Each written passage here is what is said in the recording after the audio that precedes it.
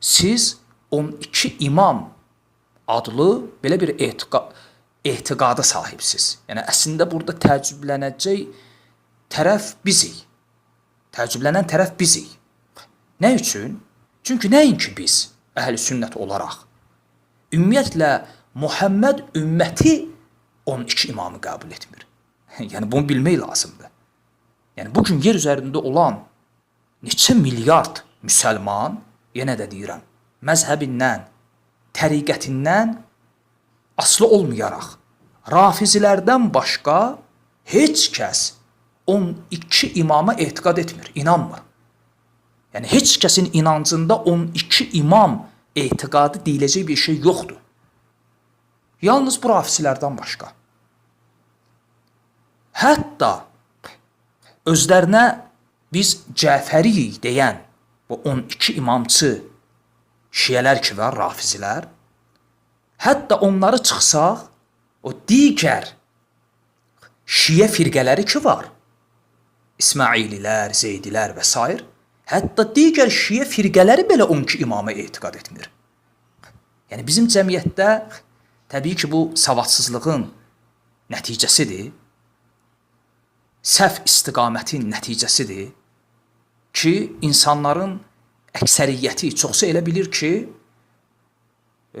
bütün müsəlmanlar 12 imama inanır, hamı bu inanca etiqad edir.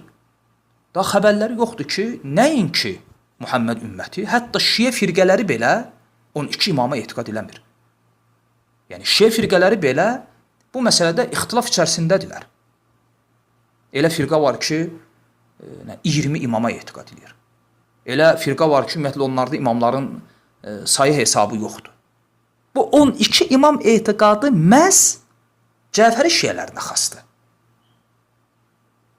Yəni Muhammed ümmətinin, nəinki Muhammed ümmətinin, nəinki əhl-i sünnə və digər firqələr, hətta şiə firqələrinin belə bu etiqadla bir əlaqəsi yoxdur. Elə bunun ən gözəl bariz nümunəsi, elə gedib özləri açsınlar, oxusunlar, şiə firqələri ilə əlaqəli yazılmış kitabları. Mən demirəm əhl-i sünnə alimləri tərəfindən yazılmış, yox. Müasir və qədim zamanlarda yazılmış, elə şiə alimləri tərəfindən təlif edilmiş, qələmə alınmış şiə kitabları. Məsələn, Ən-Nəvbəxtinin, məsələn, Firaq-ı Şiə, şiə firqələri kitabı. Gedin, baxın, şiə firqələri hərə bir sayda imama etiqad edir. Şiə firqəsi var, 6 imam etiqadı. Biri 15 imam etiqadı. Biri 34, 35, 38 imam etiqadı və s. yəni. Və bu firqələrdən biri də gəlib 12 imam etiqadı. İndi hamıdan tələb eləyir ki, siz də inanın və təəccüblənir ki, siz məgər 12 imamı qəbul etmirsiniz? Cavab çox sadədir, bəli. Biz nəinki 12 imamı da qəbul eləmirik, 18 imamı da qəbul eləmirik, 23 imamı da qəbul eləmirik, 88-i də qəbul eləmirik. Yəni, heç bir şiə firqələrini qəbul eləmirik. Nəinki biz? Heç digər firqələr belə qəbul eləmir. Yəni, Muhammed ümməti, İslam ümməti ümmət olaraq bu etiqaddan uzaqdır. Bu məsələnin düzgün cavabı budur. Lakin biz belə deyirik ki, sizin o 12 imam dediyiniz şəxslər ki var, o şəxsləri şəxs olaraq biz qəbul edirik.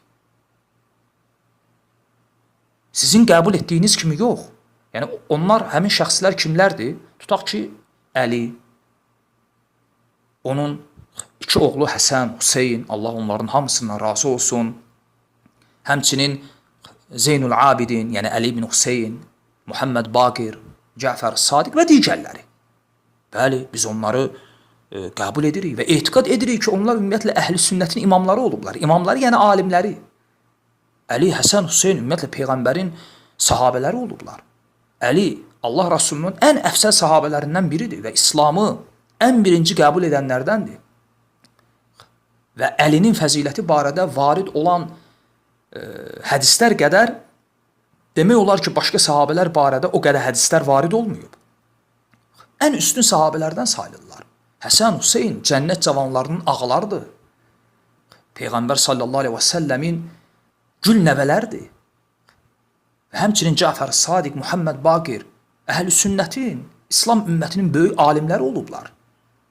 Və biz nəinki onları qəbul edirik, həmçinin onların digər qardaşlarını da qəbul edirik. Məsələn, biz Muhammed Baqiri qəbul edəndə onun qardaşı Zeydi də qəbul edirik.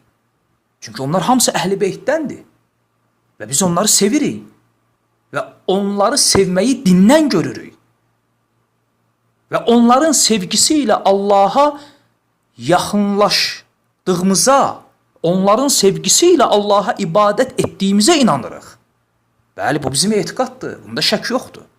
Amma qaldı ki, o sizdə olan imamət etiqadı, o 1001 gecə nağılları, biz o etiqaddan Allaha sığınırıq.